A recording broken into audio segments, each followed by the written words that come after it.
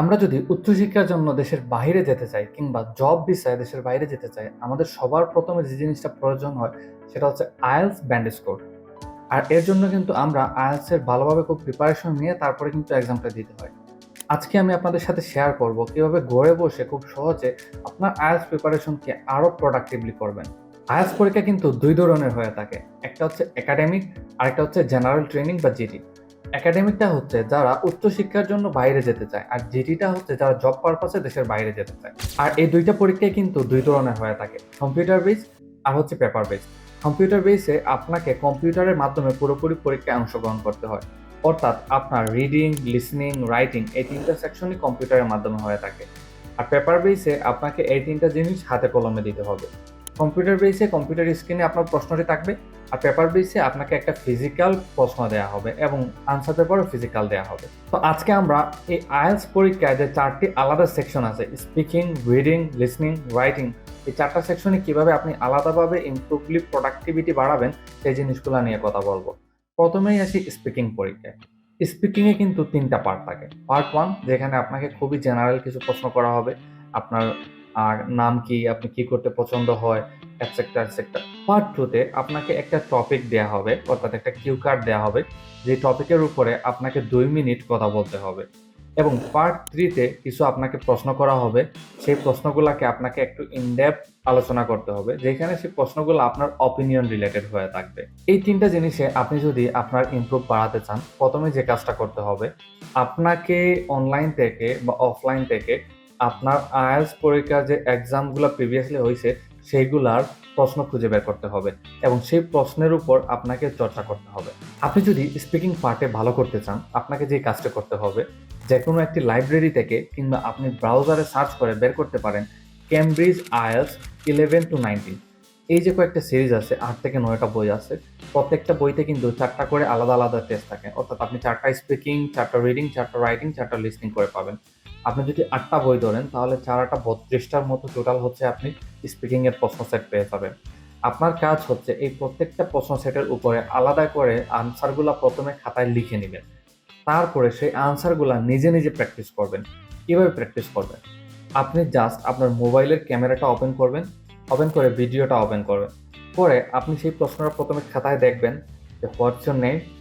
এরপর আপনি সেই ক্যামেরার দিকে তাকাই মনে করবেন যে ক্যামেরাটাই হচ্ছে আপনার হচ্ছে এক্সামিনার, এবং সেই ক্যামেরার দিকে তাকায় আপনি সেই প্রশ্নটার উত্তর দিবেন।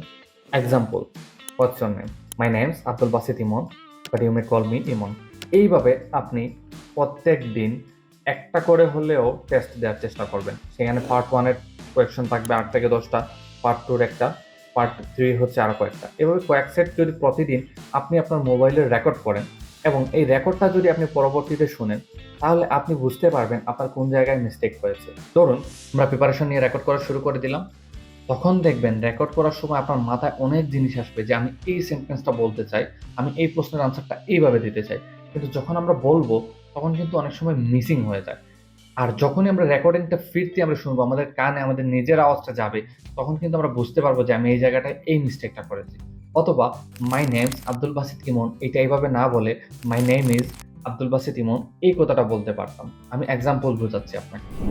সো আমরা যদি এইভাবে করি, ইনশাল্লাহ আমাদের অনেকলি ইমপ্রুভ হয়ে যাবে। সেকেন্ড স্টেপে আমরা যেটা করতে পারি, আমরা 4 জিবিটি ব্যবহার করতে পারি। 4 জিবিটি ব্যবহার করে বর্তমানে কিন্তু ভিডিও কলের মাধ্যমে 4 জিবিটির সাথে কনভারসেশন করা যায় এবং অডিও কলের সাথে কনভারসেশন করা যায়। Hey, how's it going? Hey there, it's going great. How about you? তো আপনি যদি 4 জিবির দিকে সার্চ করেন I want to take a IELTS speaking test, ওরা কিন্তু খুব সহজে 4 জিবিটি আপনাকে বেশ কিছু প্রশ্ন করবে এবং সেই প্রশ্নের আনসারগুলো আপনি আপনার ভয়েস দিয়ে 4 জিবিটিকে দিয়ে দিবেন এবং সেই 4 জিবিটি অ্যানালাইসিস করেই কিন্তু আপনাকে একটা ব্যান্ড স্কোর দিয়ে দিবে এবং আপনাকে ভুলগুলা ধরাই দিবে যে এই সেন্টেন্সটা এভাবে না বলে এভাবে বলতে পারবেন। তাহলে কিন্তু আপনার স্পিকিং সেকশনে প্রচুর ইমপ্রুভ হবে। আদারওয়াইজ আপনি যদি সারাদিন মুখস্থ করেন যে what's your favourite hobby, I like to play cricket, etcetera etcetera etcetera এভাবে যদি বলে যান, আপনি আসলে স্পিকিং ইমপ্রুভ করতে পারবেন না। এবার আমরা কথা বলবো লিসনিং নিয়ে। লিসনিং কিভাবে ইমপ্রুভ করতে পারেন?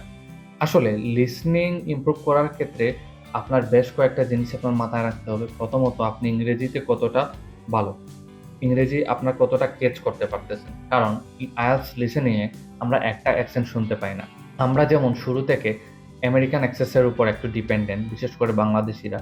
কিন্তু আইএলটিএস স্পিকিংয়ে কয়েকটা অ্যাকসেন্ট থাকে, ব্রিটিশ, আমেরিকান, স্কটিশ, অস্ট্রেলিয়ান, এই কয়েকটা অ্যাকসেন্টের উপর কথা বলে থাকে। সো অনেক সময় অনেক সিম্পল ওয়ার্ড আমাদের মিস হয়ে যায়। সো এই জায়গাটাতে আমরা যেটা করব আইএলটিএস লিসেনিংয়ে ইমপ্রুভ করার জন্য, আমরা আবার হচ্ছে ক্যামব্রিজের সহযোগিতা নিব।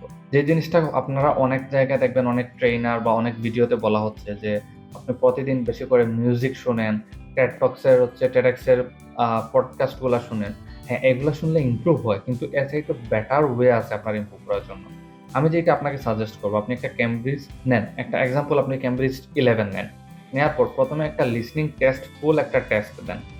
টেস্ট দেওয়ার পর আপনি আনসারগুলো সুন্দরভাবে খাতায় একটা পেজে 1 to 40 লিখে আনসারগুলো লিখে রাখেন। তারপর আপনি আনসারগুলো চেক করবেন না, ওকে? এইবার প্রত্যেকটা ক্যামব্রিজ বইয়ের একদম শেষের দিকে দেখতে পারবেন আপনি এখানে ট্রান্সক্রিপ্ট, লিসেনিং ট্রান্সক্রিপ্ট নামে একটা অপশন আছে। সেইখানে ট্রান্সক্রিপ্টে গেলে দেখতে পারবেন ওই লিসেনিংয়ে স্পিকাররা যা যা বলে হুবহু সেই ওয়ার্ডগুলা একদম লেখা আছে। এবার আপনার কাজ হবে এই অডিওটা আবার আপনি প্লে করবেন। এবার আপনি একটু স্পিড দিয়ে প্লে করবেন 1.5 অথবা 1.75। দেওয়ার পর আপনি পুরো অডিওটা শুনবেন এবং বইয়ের সাথে একদম হুবহু মিলাবেন যে প্রত্যেকটা ওয়ার্ড তারা কি উচ্চারণ করতেছে। তারপরে যখন একবার শুনে ফেলবেন, আবার আসবেন আপনি ওই টেস্টটাতে। এসে আপনি ওই আনসার যেগুলো লিখছিলেন ওইগুলো প্রথমেই মিটাই ফেলবেন। অথবা আপনি চাইলে 2টা ক্যামব্রিজ বই কিনতে পারেন প্রত্যেক লেভেলের, 11 2টা, 12 2টা এরকম। তারপর ওই ফ্রেশটাতে যাবেন, যাওয়ার পর আপনি যে কাজটা করবেন আবার ফুল টেস্টটা দিবেন, দিয়ে আনসারগুলো লিখবেন। এইবার আপনি মিলাবেন প্রথমবার আপনার কতটা সঠিক হয়েছিল, কতটা ভুল গিয়েছিল, এবং এরপরে আপনার কতটা বেশি হয়েছে, কতটা ভুল গিয়েছে।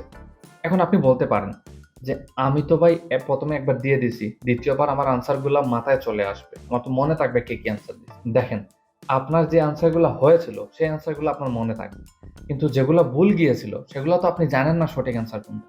আপনি যখন দ্বিতীয়বার শুনতে পারবেন যে কিভাবে ওই সঠিক আনসারটা তারা বলেছে এবং আপনি কিভাবে খাতার সাথে মিলাই ওগুলো লিখেছেন, তখন কিন্তু ওই যে জিনিসগুলো আপনার ভুল গিয়েছিল ওইগুলা কারেকশনের একটা অটোমেটিক্যালি আপনার ভিতরে একটা মেধা চলে আসবে। আর এই টোটাল প্রসেসটা করতে, একটা টেস্ট করতে আপনার সময় লাগবে 1 ঘন্টা 25 মিনিটের মতো। আপনি যদি ডেইলি এইভাবে 2টা টেস্ট করতে পারেন, আমি আপনাকে গ্যারান্টি দিচ্ছি, আপনি যদি 15 দিন এইভাবে প্র্যাকটিস করেন, 30টা টেস্ট প্র্যাকটিস করেন, আপনার ব্যান্ড স্কোর কারেন্ট যদি হয় ওভারঅল 5.5, আপনি অ্যাটলিস্ট 7.5 এ গিয়ে দাঁড়াবেন। যদি না হয় আমাকে জানাবেন। এরপরে আমরা মুভ করি রিডিং এর ক্ষেত্রে। আমার মনে হয় আইএলটিএস এক্সামের ক্ষেত্রে আমরা সবচাইতে বেশি যে জিনিসটাকে ভয় পাই সেটা হচ্ছে রিডিং। সো রিডিং ইমপ্রুভ করার জন্য আপনাকে একটা টিপসই ফলো করতে হবে, বেশি করে রিডিং করতে হবে। আপনি যত বেশি করে রিডিং পড়বেন, তত আপনার বোঝার ক্ষমতা হবে, তত আপনি আনসারগুলো খুঁজে পাবেন।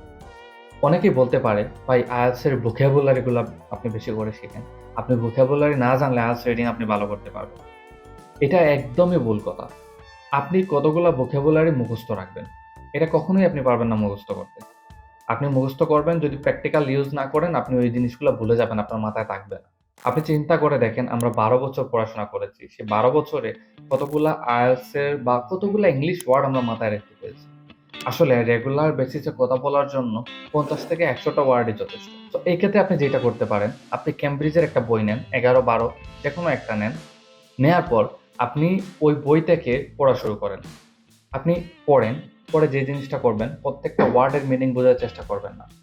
আপনি পুরো সেন্টেন্সটা পড়েন। সেন্টেন্সটা পড়ে আপনি বোঝার চেষ্টা করেন এই সেন্টেন্সটা দ্বারা কি বুঝাইছে। এইভাবে আপনি 1টা বই, 2টা বই, 3টা বই বা 1টা প্যাসেজ, 2টা প্যাসেজ, 3টা প্যাসেজ করে প্রতিদিন শেষ করেন যে আমার ওভারঅল কনসেপ্টটা কি বুঝাইছে। সো আপনি এই জিনিসটা বোঝানোর চেষ্টা করেন, তাহলে কিন্তু আপনি ভালোভাবে রিডিংয়ে ইমপ্রুভ করতে পারবেন। সো এইবারে যে জিনিসটায় আসি, সেটা সবচাইতে ইম্পর্টেন্ট, সেটা হচ্ছে রাইটিং। বর্তমানে রাইটিং নিয়ে আমরা অনেকেই প্যারা খেয়ে থাকি, কারণ রাইটিং অনেক সেনসিটিভ একটা জিনিস। রাইটিং এর 2টা পার্ট থাকে। পার্ট 1 এ একাডেমিকের ক্ষেত্রে আমাদের হচ্ছে একটা গ্রাফ থেকে রিপোর্ট লিখতে হয়, আর দ্বিতীয় চ্যাপ্টারে হচ্ছে আমাদেরকে একটা এসে লিখতে হয়। আর সেম ভাবে জিটির ক্ষেত্রেও সেম, শুধুমাত্র ওদেরকে টাস্ক 1 এ একটা লেটার লিখতে হয়। তো আমাদের রিপোর্ট বা লেটার আমরা যাই লিখতে হয় না কেন, আমরা যে কাজটা করব, আমরা চ্যাটজিপিটিতে বা গুগলে গিয়ে সার্চ করব IELTS academic task 1 writing sample.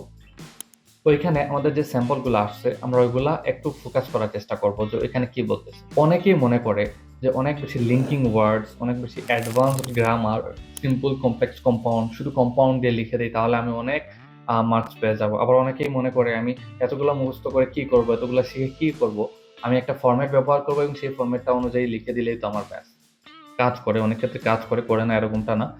But এই জিনিসটা ফলো করাটা ঠিক না। যেটা করবেন, আমি ক্যামব্রিজেরই আপনার সহায়তা নিচ্ছি। ক্যামব্রিজেরই সবার শেষে দেখবেন অনেক রিয়েল স্টুডেন্টদের রাইটিং স্যাম্পলগুলো ওরা দিয়ে দেয়। আপনি ওই স্যাম্পলগুলো পড়েন, পরে দেখেন ব্যান্ড 6 এ ওরা কিভাবে লিখতেছে, ব্যান্ড 8 এ কিভাবে লিখতেছে। এই জিনিসগুলো আপনি যখন স্যাম্পলগুলো পড়বেন এবং সেই স্যাম্পলগুলো লেখার চেষ্টা করবেন, তখন কিন্তু আপনার ভিতরে একটা স্মার্টনেস কিন্তু অটোমেটিক্যালি চলে আসবে রাইটিং এর ক্ষেত্রে। তখন ওয়ার্ড চলে আসবে। আপনি যখন 50 টা টপিক নিয়ে IELTS এর 50 টা টপিক রিডিং পড়বেন, ওই রিডিং পড়ার সময় কিন্তু আপনার মাথায় সেন্টেন্সগুলো চলে আসবে যে ক্লাইমেট চেঞ্জ নিয়ে এই এসেটাতে এইভাবে লিখা ছিল, ডিসকাশনের সাথে এইভাবে অনেক সুন্দর করে লিখেছিল। আপনি প্রত্যেকটা থেকে একটু, একটু করে সেন্টেন্স নেন, নিয়ে আপনার মাথায় ঢুকিয়ে রাখেন। যখন আপনি লিখবেন, তখন হচ্ছে আপনি ওই জিনিসগুলা এপ্লাই করার চেষ্টা করবেন। তখন কিন্তু আপনি ওই জিনিসগুলা জানতে পারবেন। এখন ৪ টা সেকশনই আমি আপনাদের সাথে আলোচনা করলাম। এবার আপনারা যে কাজটা করতে পারেন, আপনারা প্রত্যেকদিন পার্সিয়াল টেস্ট বা মক টেস্ট দিতে পারেন। এই মক টেস্ট কোন জায়গায় দিবেন? আমি এই ভিডিওর নিচে বা ডেসক্রিপশনে আপনাদেরকে কয়েকটা লিঙ্ক অ্যাটাচ করে দিব। যেখানে আপনি ফ্রি অফ কস্টে কম্পিউটারে বসে, বসে মক টেস্টগুলা দিতে পারবেন। সেই মক টেস্টগুলো আপনি যদি দেন, তাহলে আপনি নিজেকে জাজ করতে পারবেন। এখন স্পিকিং এর ক্ষেত্রে আপনি ChatGPT ইউজ করে মক দিতে পারেন। রিডিং অ্যান্ড লিসেনিং আপনি ওই ওয়েবসাইট থেকে দিলেই অটোমেটিক্যালি ওইখানে আনসারগুলো দেয়া থাকবে। আপনি ম্যাচ করে আপনি দেখে নিতে পারবেন আপনি ওভারঅল ব্যান্ড স্কোর কত পাচ্ছেন। বেঁচে গেছে হচ্ছে রাইটিং।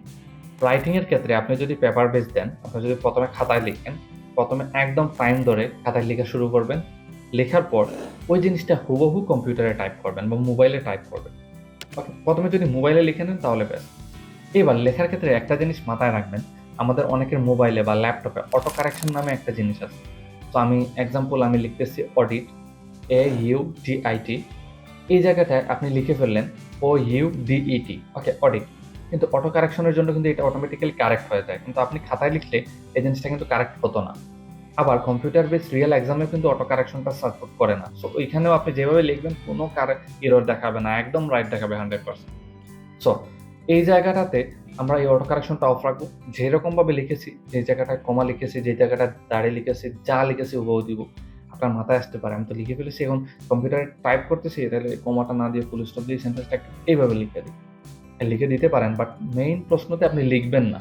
উত্তরে আপনি এটা লিখবেন না, করবেন না। তারপরে ChatGPT কে সুন্দর করে এটা দিয়ে বলবেন, "Evaluate my IELTS band score." ও দেখবেন সুন্দর করে আপনাকে একটা ব্যান্ড স্কোর দিয়ে দিবে। এইটা 100% অ্যাকুরেট হবে না। বাট আপনি 90% অ্যাকুরেট ধরে জাজ করে নিতে পারবেন যে আপনার কি ভুল হয়েছে, কি গ্রামাটিক্যাল এরর হয়েছে। সেই জিনিসগুলা কিন্তু আপনাকে ChatGPT খুব সুন্দরভাবে দিয়ে দিতে পারে।